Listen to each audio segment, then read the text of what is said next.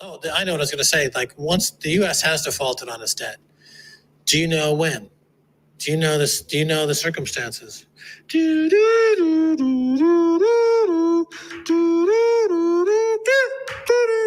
mean, is it before the stock market crash of 29? By the way, that Jeopardy theme music, written by Merv Griffin, was a huge money spinner for Merv, who owned all the rights to that.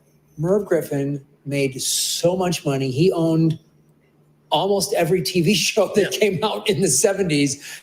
And I know somebody who knows one of Merv Griffin's kids. Their kids are getting, I don't know what. Merv Griffin, yeah. I have a Merv Griffin story. So when I was in Los Angeles doing Hollywood Stock Exchange, we're trying to raise money. So we went to meet Merv Griffin. And, we're driving to the airport. I'm like, where's Merv's office? It's like, it's at the airport. Like, okay.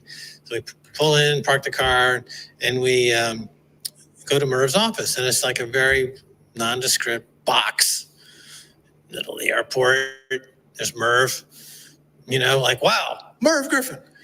And I'm like, I say, I'm not, something's missing here, Mr. Griffin.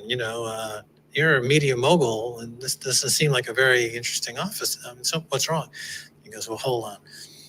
Opens the door, and it's adjacent to a hangar with Merv's jet, right? With this huge Griffin on the tail. Yeah, MG1 or whatever. It's like, I'd like to be near, I have a meeting, I have to be in such and such in an hour, they'll be on my jet. It's like, oh, okay, well, that makes sense then. Forget I ever said anything. Thank you, Mr. Griffin. Forget that. I don't know what I was thinking.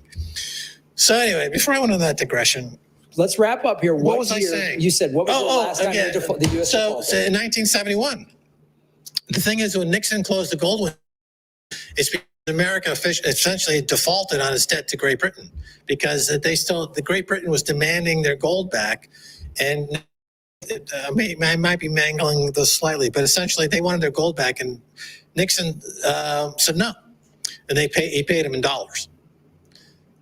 And that's why he took us off the gold standard? Yeah, so that was the U.S. defaulted essentially on its debt.